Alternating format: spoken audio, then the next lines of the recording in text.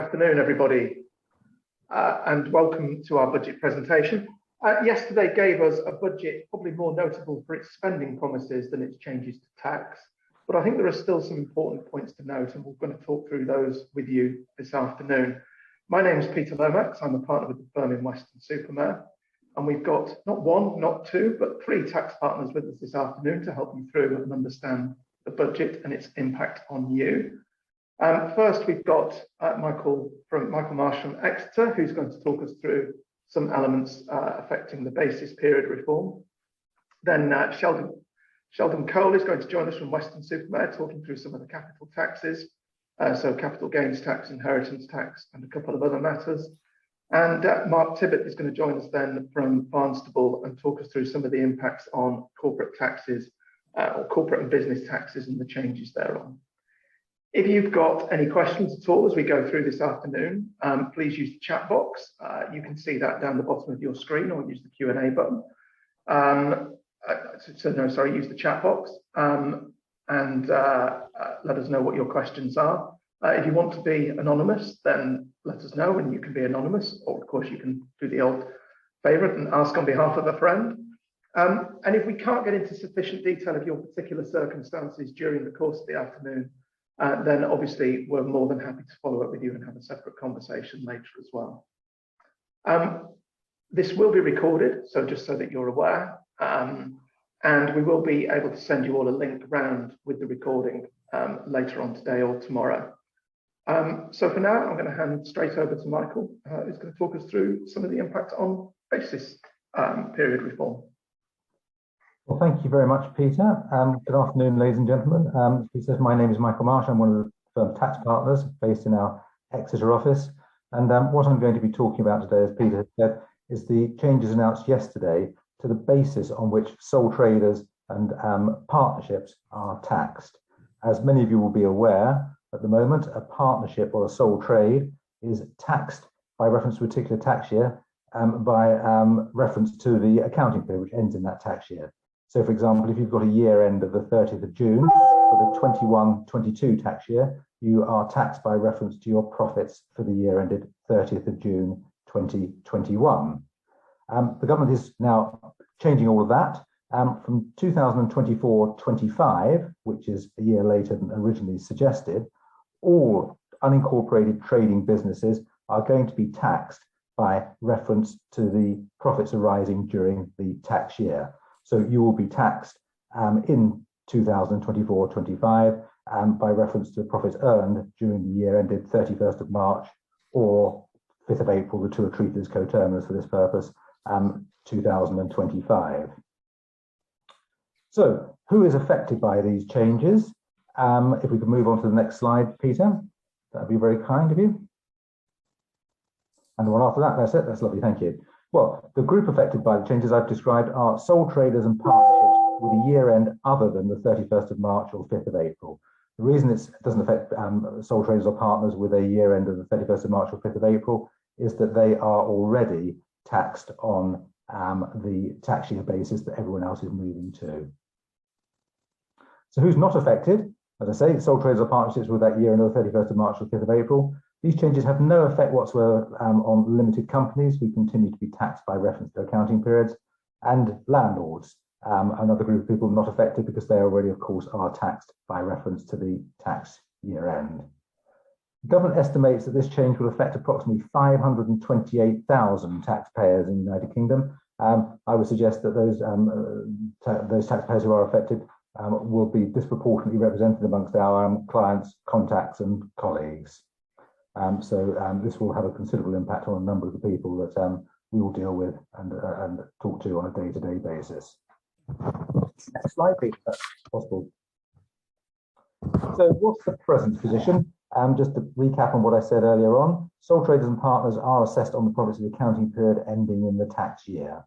So for years leading up to 2023, where a business has a year end of the 30th of April, to give you another example, the business owner is assessed on those profits for the year ended 30th of April 2022. Next slide, Peter, please. Once the changes are fully implemented from 2024-25, again to recap, sole traders and partnerships are assessed on the profits for the tax year or to the 31st of March of the tax year. So, for example, in 24-25, a business will be assessed on its profits for the year ended 31st of March 2025, regardless of when its accounting period finishes. Next slide, please. That means, of course, we have a transitional year to get from one place to the other, and that transitional year is 2023-24. During this period, a business will be assessed on the profits for the period between the end of its last assessed accounting period and the 31st of March 2024. So again, following my example through now the 30th of April year end, that business will be assessed on its profits from the 1st of May 2023, so 2022, I should say, sorry, to 31st of March 2024, which is a 21-month period. Then you deduct from the profits from that 21-month period something called overlap relief, which is something I could spend an awful long time talking to you about this afternoon, but which is essentially the profits on which a business with a year end other than 31st of March is taxed on when it is first set up. The impact of these changes does depend upon when your year end currently is. As I say, 31st of March, you've got no impact. 30th of April year end, you'll have a 23-month period, in fact, impact there, not 21 months, as I said earlier. I can't count my months up there. Between those two dates, you've got a length of period which is assessed, which is somewhere between the two. So a 30 September year end, for example, would have an 18-month transitional year. A 31st December year end would have a 15-month transitional year. Next slide, please. So I'll give you some examples of how the transitional period might work. I picked on three sort of profit scenarios here. In case one, we've got somebody making a profit of £50,000 a year, and with an overlap profit of, let's say, £25,000 a year. So in this case, as indeed in all the others, I'm assuming the business is now more profitable than when it started, and so therefore the overlap profits are lower than the current profits. In year two, figures are double, £100,000 profit a year being made with a £50,000 overlap. And in the third example, we've got a £200,000 a year profit being generated with an overlap profit of £100,000 for the sake of argument. So if 2023-24 had carried on unchanged, those businesses would all have been assessed on their profits for the year ended 30th of April 2023. So £50,000, £100,000 and £200,000 respectively. Under the transitional rules, however, for the year ended 30th of April 2023, in the first case, what happens is you tax the £50,000 of profits from the year ended 30th of April 2023. You then tax, in round terms, 11/12 of the profit for the year ended 30th of April 2024, which is 45,833, and you knock off the overlap profit, and all of a sudden you're being taxed in that year on £70,833,000 of profit, rather than the £50,000 you would have been taxed on without the change. In example two, the profits on which you're assessed in the transitional year increased from 100,000 to 141,667. And in the third example, you're taxed on £283,333 of profits rather than £200,000. After the transitional year, you go back to being assessed simply on a 12-month profit period as you were before. So this is the year where the change effectively takes place and everything is caught up. If you could switch to the next slide, please, Peter. So what effect does that have on the additional tax payable for each of my example taxpayers there? Well, the taxpayer making a profit of £50,000 a year suddenly finds himself with a higher tax liability for 23-24, which is increased by £8,750. The taxpayer making £100,000 of profit a year has got a higher tax liability for the year 23-24, £22,500. And the taxpayer making the profit of £200,000 a year will see his 23-24 tax liability increased by £39,166. Now, there is some clawback of that tax, essentially at the time the business ceases or the individual retires or however he stops trading. Because in the final year of trading, in my example, the amount of tax that will be payable by the trader will be significantly less than it would have been. And that second row of figures there shows you how much tax each of those taxpayers will pay less in the final year by comparison to the tax they would have paid had this change not taken place. As you can see, a lot of that tax cost in 2023-24, but certainly not all of it, is saved in the final year of assessment. But overall, a £50,000 a year profit-making taxpayer will be paying tax of almost £5,000 a year more as a result of this change. The £100,000 a year profit making taxpayer will pay tax overall of £11,355 more, and the £200,000 taxpayer, his additional tax liability actually falls back below that of the £100,000 taxpayer to £7,021. The difference between the reason that the higher profits give rise to a lower overall increase in the tax liability is that the £100,000 taxpayer suffers a loss of his personal allowance here, which he otherwise would have enjoyed because of the change. Now, all of those calculations assume that all of the tax adjustment takes place in the 23-24 tax year. If you can move on to the next slide, Peter, there is available, however, a transitional relief for the 23-24 tax year, which would allow affected taxpayers to elect to spread their additional 23-24 profits over the 23-24 tax year and the following 4 years.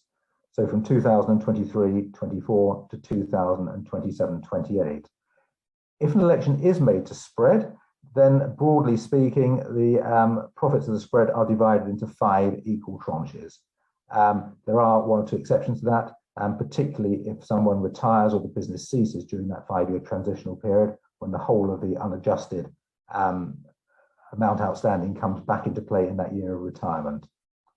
Now, clearly, if you do elect a spread, so that the profits that are otherwise increased for the 23-24 tax year are spread over that year and the 4 succeeding tax years, there is without doubt a cash flow benefit in terms of the payment of your tax, because instead of you having to pay all that tax by reference to the tax due dates for the 23-24 tax year, which will be between January 24 and January 25, you get the chance to spread them over the period from the tax payment dates for the 23-24 tax year to the 27-28 tax year.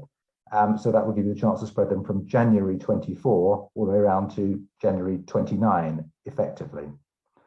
However, although there is a cash flow benefit to spreading, there's not always a cash benefit, a tax benefit in absolute terms, as the next slide, Peter, will go on to show us. In this example, I've kept the 3 taxpayers from my earlier example, the 30th of April year end. And what you can see there is that the additional tax payable for the £50,000 taxpayer is exactly the same whether he spreads or doesn't spread.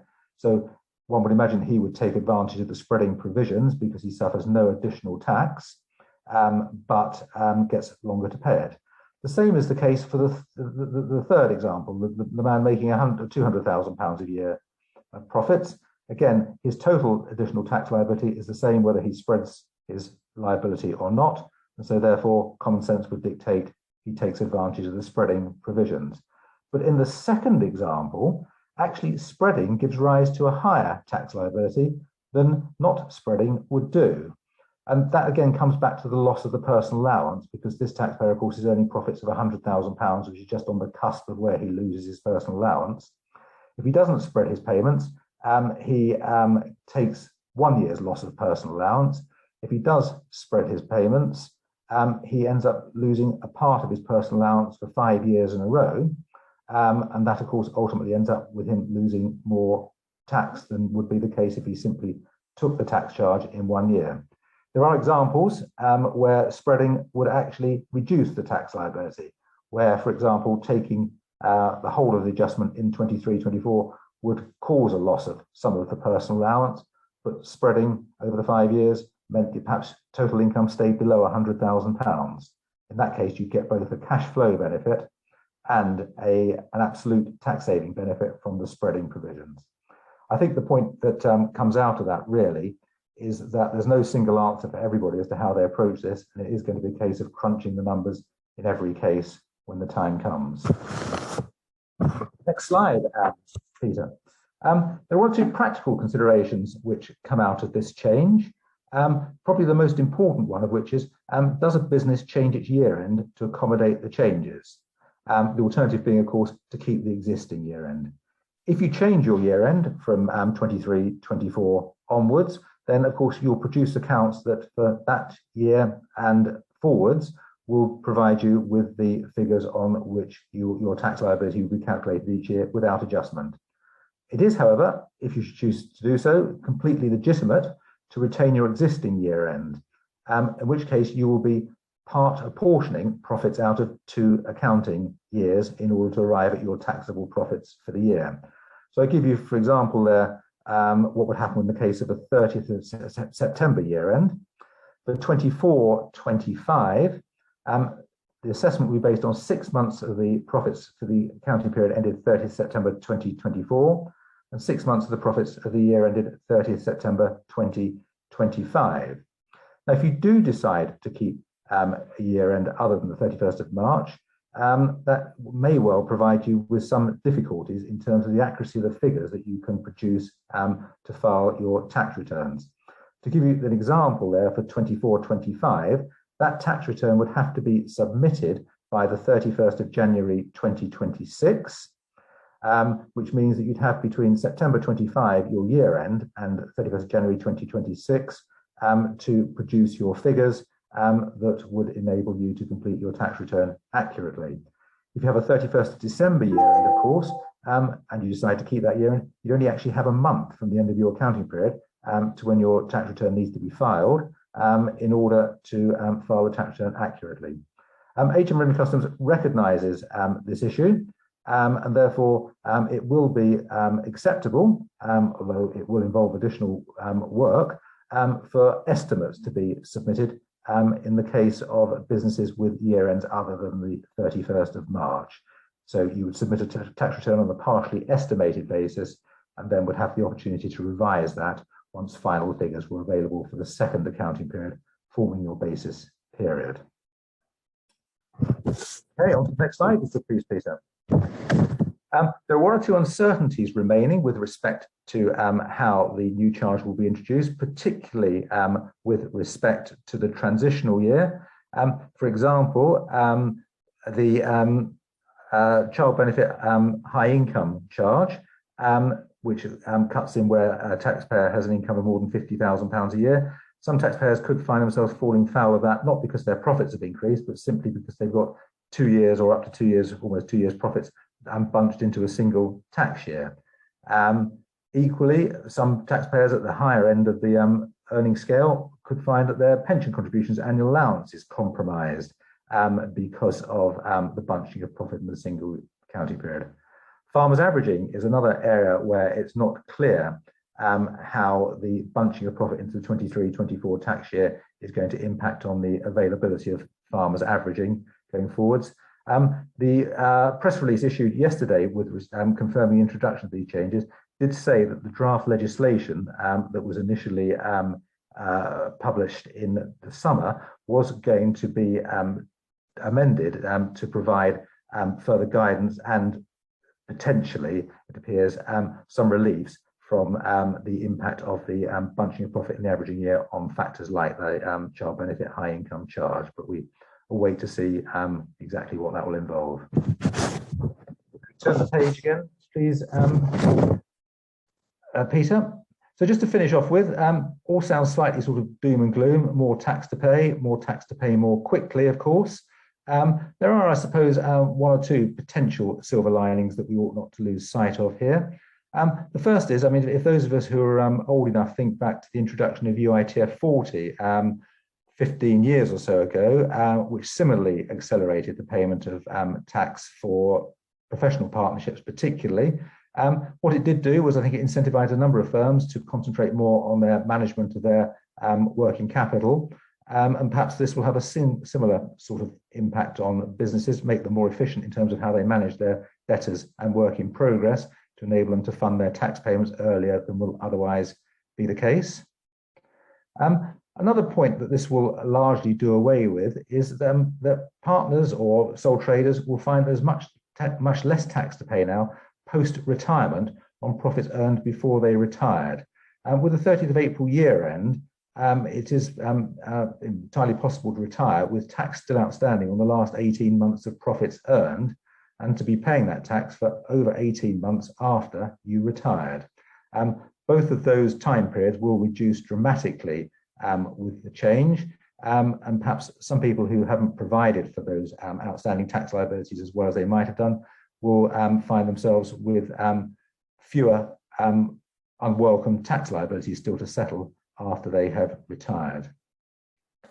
Another factor that is going to assist in some cases is that where an individual retires and then perhaps takes a consultancy with the firm they retired from or starts to draw a pension immediately, sometimes the tax on that consultancy, on that pension in the first year can be quite swinging, because they're being taxed not only on the income from that consultancy or that pension, but also the final year of their earnings from their previous sole trade or partnership. With the change in the basis of taxation, as we've just been discussing, so that effectively profits are taxed as they go along, there will be much less income spilling over into that final year of retirement, and therefore less tax to pay on that consultancy or pension income. And it could even be, I think, in certain cases, that those tax disadvantages that I calculated earlier, when compared, when taken together with the tax on those consultancy or pension incomes, might actually go the other way in the taxpayer's favour. Finally, a small point, if you're looking at particularly high earning sole trader or partner, they may well have found their capacity to make pension contributions quite restricted over the final years of their working life. Perhaps if they can arrange their affairs so that they retire a month or so after they after the 31st of March, so just a month or two into the following tax year, it's possible they may have sufficient taxable income from that month or two to actually enable them to make a final significant pension contribution where they won't be restricted by reference to their earnings that they otherwise have been prevented from doing. And that, perhaps in combination with the ability to draw back 25% of that tax-free almost immediately, could make that quite an attractive outcome for somebody in that position. So there are, without doubt, a number of issues for businesses to consider in terms of additional tax liabilities, particularly in terms of the acceleration of the payment of those tax liabilities, but one or two mitigating circumstances perhaps for some people who are able to take advantage of those. That's all I have to say on the change in the basis period. So I'll hand you back to Peter. Thank you very much for your attention. Thank you, Michael. That was excellent. And I think the message from that seems to be that there are some benefits, but most of them come when we retire. So we have to wait a while to get them. So I'll now hand over to Sheldon, who's going to talk to us about some of the capital tax changes that have taken place. Okay, thank you, Peter. Hopefully everyone can hear me okay. Yeah, my name's Sheldon Cole, tax partner based in the Somerset offices of Thomas Westcott. I'm just going to canter through the changes, or rather lack of changes maybe, on the capital taxes, and then cover off a couple of issues relating to business rates relief, residential property developer tax. But just starting with capital gains tax, quite a busy looking slide setting out some the annual exemptions and the rates of capital gains tax. But actually, in reality, you know, there was a real paucity of announcements yesterday in the budget, and I thought this was quite surprising, given, you know, there have been recent reviews of capital gains tax by the Office of Tax Simplification. So, I mean, in summary, you can see that you know, the rates we have for capital gains tax for this tax year will continue into the new tax year commencing the 6th of April. And the Chancellor has decided, obviously not at the moment, to sort of try to align capital gains tax rates with income tax rates, as has been speculated quite a lot in recent times. Similarly, there was speculation that the capital gains tax-free market value uplift to the acquisition cost of an asset on death. So, you know, essentially where an individual dies, then the legatee takes that asset on with a probate value, market value base cost at the date of death. One of the proposals was that that should be abolished. However, that continues to apply. And similarly, it's been speculated that certain valuable capital gains tax relief, such as business asset disposal relief and the 10% capital gains tax rate, could be completely abolished. Obviously, following the reduction in March last year, it's only the first 1 million of qualifying gains that benefit for business asset disposal relief at the 10% capital gains tax rate. So that relief is only worth a maximum of £100,000 in most circumstances, but at least that relief continues going forward, as does investors relief, which is actually a more generous lifetime limit of 10 million, where an individual subscribes for shares in an unquoted trading company. So in essence, no changes to rates of capital gains tax or the annual exemptions available. But the main change that was announced yesterday was to allow resident and non-resident individuals, trustees and personal representatives more time to report disposals of UK residential property to HMRC and pay any capital gains tax due.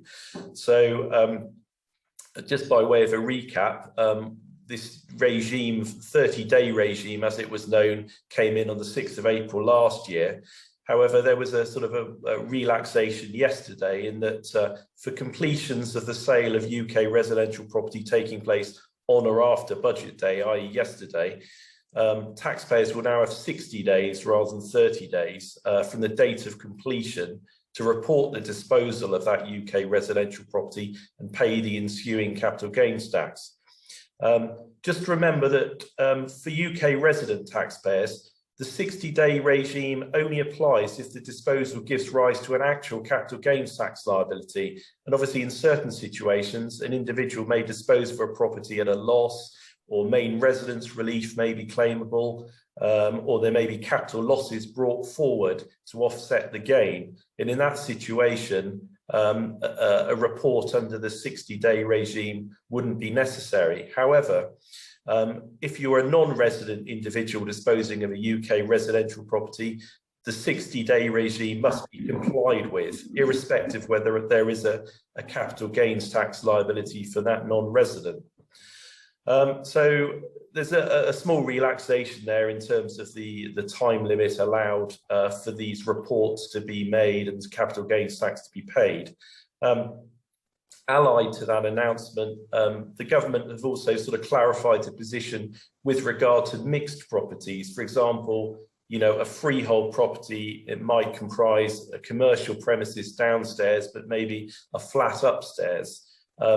And in such cases, although I think this is how we always interpreted the 30-day or 60-day regime would work, basically the government had clarified that the overall gain on disposal of property would have to be apportioned on a just and reasonable basis between the residential and non-residential elements, with the following consequences. So, for example, the gain on the residential element would have to be reported and the capital gains tax paid at rates of up to 28% within that 60-day time frame from completion. However, the gain on the commercial element of the mixed-use property is obviously not subject to the 60-day reporting regime. The capital gains tax on that non-residential element would be payable at rates of up to 20%, obviously not 28%, and the CGT would be payable on the 31st of January following the tax year of disposal.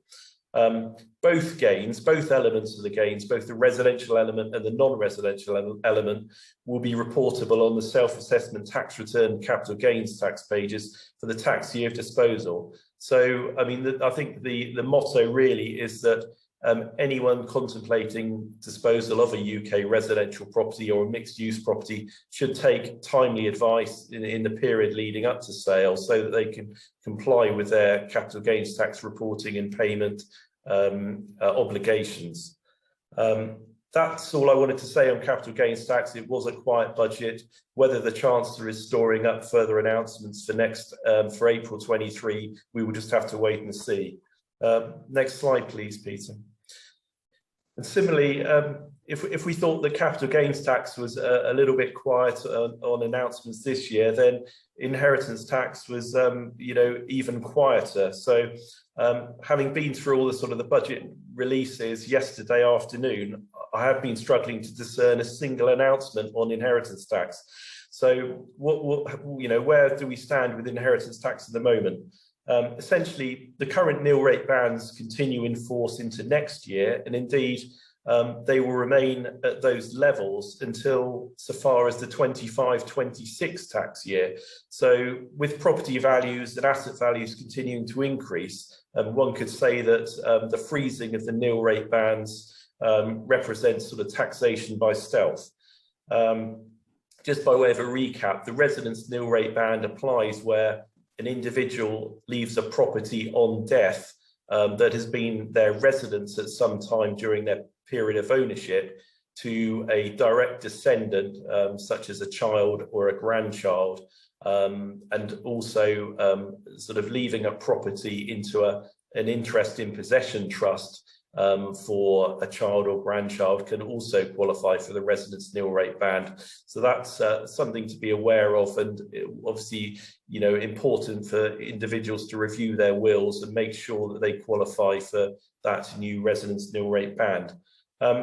Given the lack of changes to inheritance tax in the budget, it's just worth refreshing our minds on some of the sort of the planning opportunities, because inheritance tax is a tax that can largely be planned away to quite a significant degree. So, you know, some of the sort of tried and tested planning techniques that are still valid today include, you know, using your annual small gifts and marriage exemptions, taking advantage of the normal expenditure out of income exemption, where an individual was able to establish a pattern of giving away surplus income each year, making potentially exempt transfers, which are essentially lifetime gifts to individuals subject to surviving 7 years from the date of the gift, the use of trust subject to limits on the value that can be transferred into trust without crystallizing an immediate inheritance tax charge at 20%. Trust can still be an effective means of making a gift for inheritance tax purposes, but retaining some control over the assets gifted, again subject to surviving 7 years from the date of the settlement. Investment in assets qualifying for business property relief or agricultural property relief, again very valuable reliefs where the value of an asset for inheritance tax purposes can be reduced by 100% once minimum ownership periods have been achieved. So in the case of business property relief, the asset or the business has to be owned for at least 2 years, and with agricultural property, either 2 or 7 years, depending on whether the agricultural property is owner occupied or just owned and then let to someone else who's occupying it for agricultural purposes. Similarly, just to finish off on inheritance tax, the insurance product market, there are specific products out there involving the use of insurance policies where individuals can make effective gifts for inheritance tax purposes, but retain the right to receive regular capital repayments, for example, discounted gift trust arrangements. So these can be effective, and indeed, I've recently seen a tax counsel's opinion from a very well-known tax QC who sort of reaffirms that these are fully effective for inheritance tax purposes, and are also not caught by the pre-owned assets income tax legislation, which is sort of anti-avoidance legislation that should normally be considered wherever assets are being gifted away. Okay, thank you, Peter. Just turning to a couple of miscellaneous announcements yesterday. Many of you may have seen that there was a very welcome announcement for businesses in certain sectors, the retail, hospitality and leisure sectors, who will, for next financial year, the year commencing 1st of April 2022, benefit from a reduction of up to 50% in their business rates bill, with the reduction being capped at a maximum discount of 110,000. I mean, I think this is particularly valuable to clients and businesses in our region. You know, here obviously we're thinking about pubs, restaurants, theatres, cinemas, gyms, hotels, shops, similar businesses, and that is a real boost. I mean, obviously there have been people out there calling for complete abolition of the business rates regime, which was always seemed very unfeasible to me, given I think business rates raise about £20 billion a year. but essentially Rishi Sunak has put together some measures, relieving measures on business rates relief, which are worth a package of about £7 billion.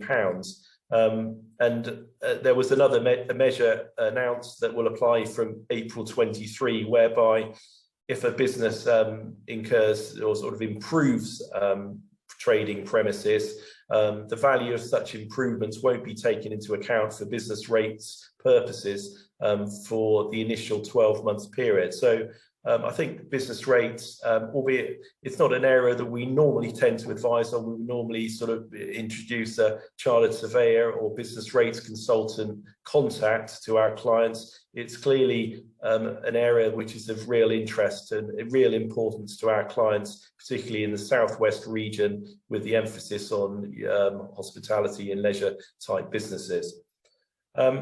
Just turning now to another sort of interesting development in relation to residential property developer tax. Essentially, this is a new tax that the government are proceeding with following a consultation that took place in the springtime.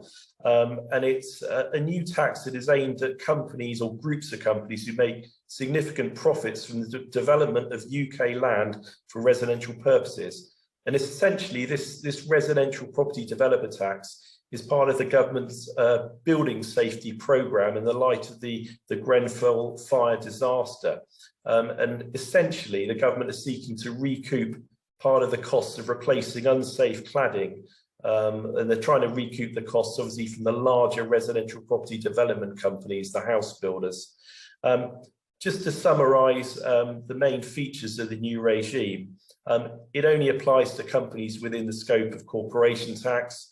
It only applies to residential property developers, so property investors are not subject to this. So we're talking about companies that hold land as trading stock, and it's not land on a worldwide basis, it's only companies owning and developing UK-sited land. And the aim of the regime is to impose this new tax on profits from the development of dwellings, essentially. So certain types of residential property are specifically excluded from the regime. So, if you've got a property development company that builds hotels or care homes, halls of residence, prisons, hospitals, etc., those types of residential property, as it were, aren't caught by the regime. And in terms of the quantum of the tax, essentially, this is only targeted at larger companies or groups of companies, because essentially there will be an annual allowance of £25 million, and it's only residential development profits in excess of that will be caught by the tax and subject to this 4% rate. The new regime comes in from the 1st of April next year, so companies with a year end that straddles the 1st of April, basically their residential development profits would be time apportioned between pre and post 1st of April 22 to determine what their liability is after that date. It's a tax that will be reportable and payable via the normal corporation tax rate return reporting and payment regime. And so for companies that are affected, what that means is, because we're talking large companies who'll be paying their corporation tax liabilities via their quarterly instalment payment regime, essentially they would be paying their liability to residential property developer tax in the same way on a quarterly basis. So, that is a new regime that's coming in from the 1st of April. There will be clients potentially in the region who are affected by it. It's just something to be aware of and to take advice where necessary. Thank you, Peter. At that point, I'll hand back to you. Thanks, Sheldon. And we've had a question actually, and this goes, if you have any questions as we go through, please do pop them in the chat box or the Q&A box. Sheldon, is there any change in the sectors who will benefit from the 50% business rate relief, or is it the same?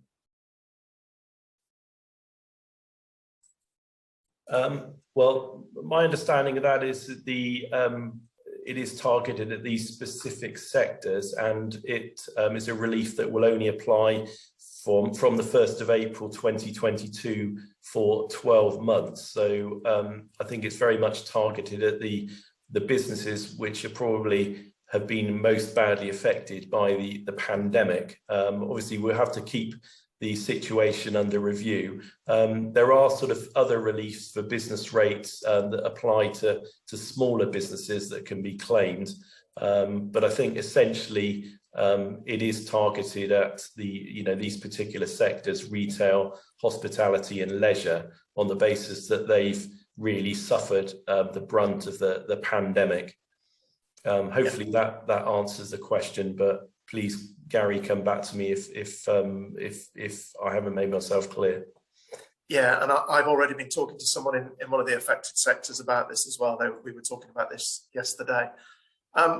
Right, so with that, I shall now hand over to Mark Tibbert, who's going to talk through some of the changes to corporate and business tax. And I'm going to stop sharing my screen, Mark, so you can share yours. Thanks, Peter. I'll bring this up. So I'm going to sort of talk through some of the corporate changes and business changes that weren't necessarily were mentioned in passing yesterday, but had previously been announced in March, but take effect principally from April 22, and also touching on a few of the smaller changes that were announced. And then at the end, picking up what wasn't announced yesterday, but we already knew it's already gone through legislation, and that's the health and social care levy, which effectively is just another form of tax that starts to apply from April, and what it means for you as an individual, but also if you're an employer as well, what the cost might be and some considerations there. So looking at corporate tax rates, there wasn't any change. There was a confirmation again that the planned increase in the rate of corporation tax from April 23 is still going to go ahead. So effectively, we've got a main rate of 19% at the moment. It will be 19% for 22-23, and then effectively from April 23, the tax rate will have a headline rate of 25%, whereas if you're a small profit company, either less than £50,000, you will still only pay 19%. And for businesses between essentially 50 and 250,000, you will pay sort of a marginal rate, which equates to about 26.5%. One possible light in terms of that increased tax rate is he did confirm that he's looking to be a chancellor that cuts taxes. So there is potential scope that after 23, we might see a lowering of that company tax rate. And it's certainly set at a rate that's higher than was agreed earlier in the year for a minimum global corporation tax rate. A couple of other points just to bear in mind with that increasing corporate tax rate that may impact cash flow, or just think about how you're set up in terms of corporate structures. Because it's going to a two rate system again, the concept of associates for corporate tax will come back in from April 23, which won't just be companies within a group, but you'll be starting to look at companies that have common control. If you have that, so you might have husband owning one company and wife owning another. At the moment, they're treated entirely independently. From April 23, when you're looking at what rate of tax applies and when you pay tax, then potentially they'll be joined together. It's relevant for larger companies with profits above 1.5 million as a single entity, but if you've got more than one entity, so in that husband and wife example, it'd be if either one was exceeding $750,000, you end up paying your tax in installments, which broadly means you pay 50% before your year end and 50% after the year end, rather than just all of it 9 months after the end of the year. So it can impact cash flow. So it's worth looking at any forecasts to see if it has an impact, and corporate structures to see if there's any simplification to try and avoid higher rates of tax or unwanted cash flows. One of the announcements that was made yesterday and reconfirmed Something that was said in March was around capital allowances being tax relief available on capital spend for companies and businesses to some extent. So the reconfirmation was reaffirming the super deduction that was brought in for capital spend from the 1st of April 21 only by companies. So it doesn't apply to sole traders or partnerships, simply companies. They are able on new capital spend on plant and machinery to get 130% deduction against what they spend. If it fell into the special rate asset pool, then it would only be a 50% first year allowance. But potentially what wasn't entirely expected, but was a pleasant surprise yesterday, was the extension of the current annual investment allowance. So if you don't qualify for the super deduction, so your partnership or sole trader, then at the moment, and up until what was until the 31st of December 2021, you could get 100% relief on the first £1 million of spend, irrespective of whether it was a second-hand purchase, whether it was qualifying plant and machinery or a special rate asset spend. That £1 million limit, although due to go down to 200,000 on the 1st of January, has now been extended all the way through to the 31st of March 23, which gives businesses a little bit more time to look at their capital spend rather than rushing to get it all in. Just looking at what the super deduction means in cash terms, if you qualified for the AIA, then effectively, and you spent 750,000 in a 9-month period, that would generate 142,000 of tax saving. If it's a new asset you're acquiring and you can and you're a company and you qualify for the super deduction, then that could generate 185 grand of tax relief. So essentially giving you another 42,000 pounds of tax relief for the same amount of spend. So a very generous relief, and it's worth looking at whether you can qualify for the super deduction where you're spending that money over the next sort of 18 months, 2 years. One of my favourite topics, which I always try and squeeze into anything we talk about. So I'll mention research and development again, focusing purely on SMEs.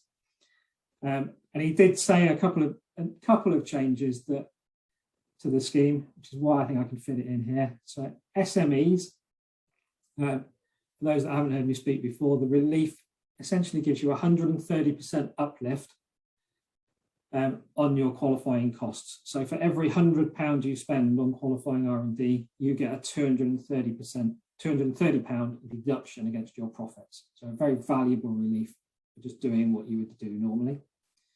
That either reduces your taxable profits on which you pay tax and reduces therefore your tax liability, or if it pushes you into a loss or increases a loss, you can surrender that R&D uplifted cost for a 14.5% immediately payable R&D tax credit. One of the changes that came in from the 1st of April was a restriction on that repayable tax credit.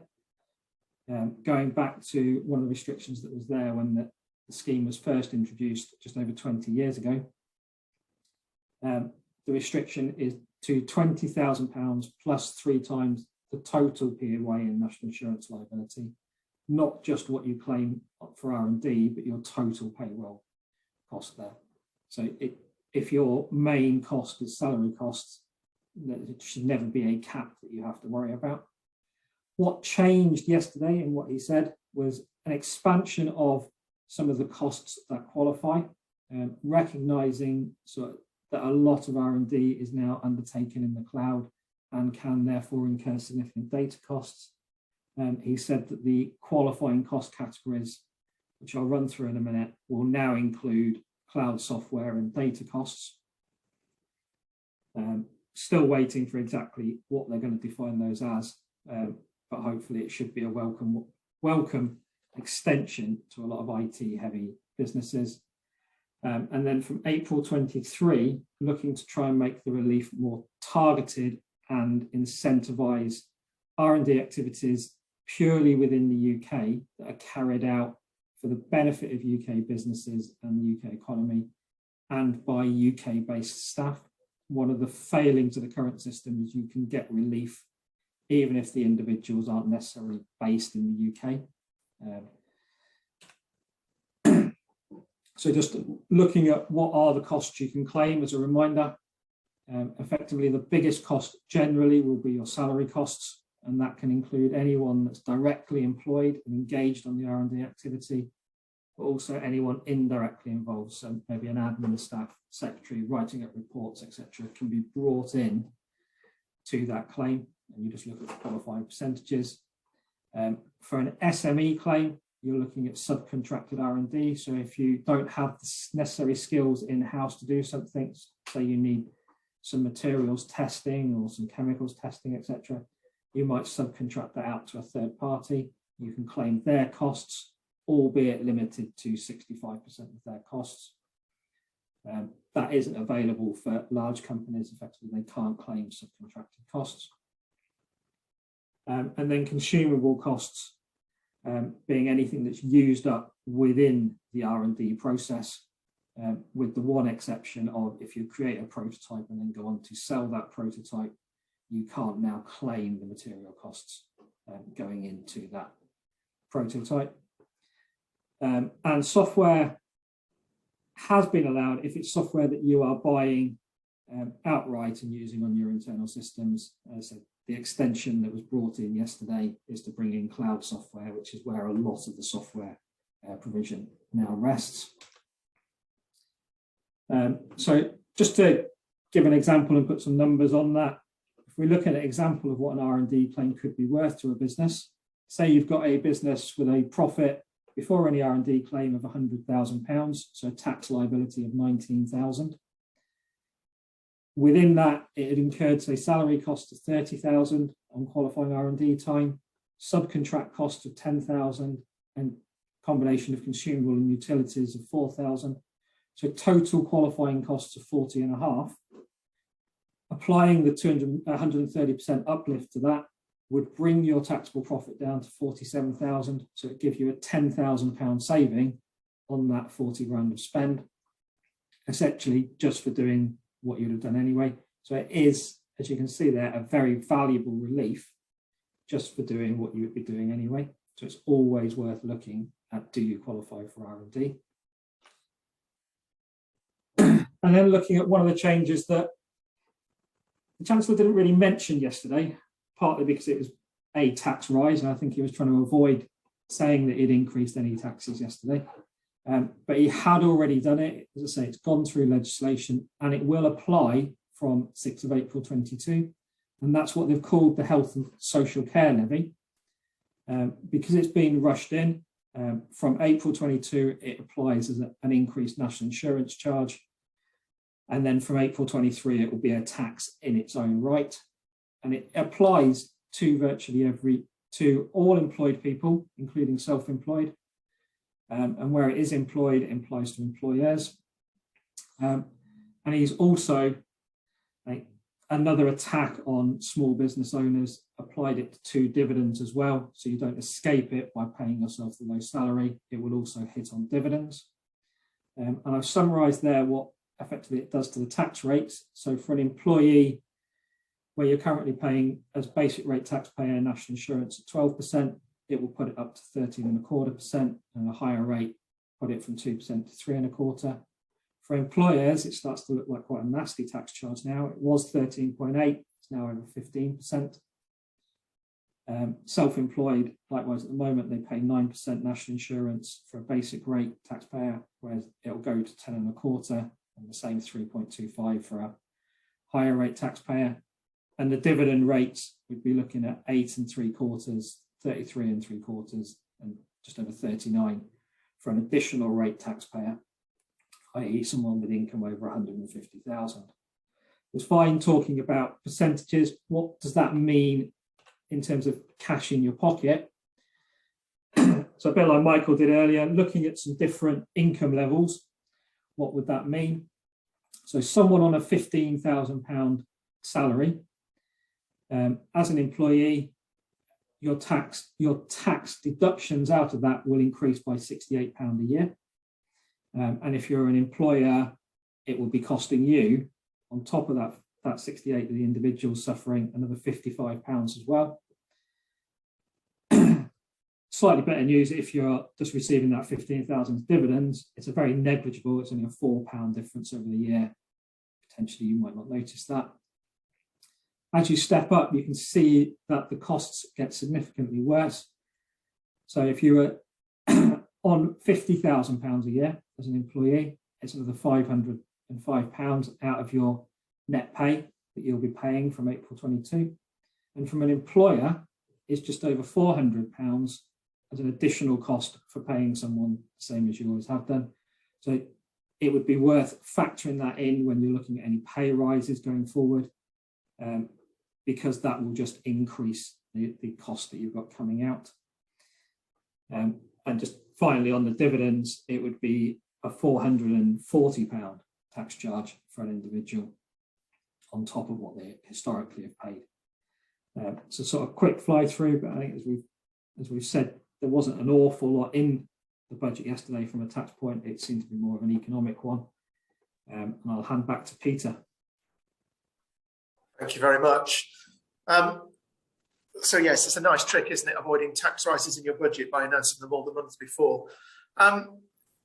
So thank you. If there are any questions, please do share them. Or obviously you can contact any of us or your usual Thomas Westcott contact. In terms of future webinars, there is, it's Trustees Week next week. And we have a few things organised around charities and trustees. So anyone here is involved in a charity, look at the Trustees webinar, the link's on our website. Thank you for attending as ever. I'm just checking that there are no more questions. And thank you to Michael, Mark and Sheldon for presenting, and to our colleague Amy, who's helped pull all this together and keep us on the straight and narrow as we've gone through it. So thank you very much, and I shall close it now. So thank you very much and have a good afternoon.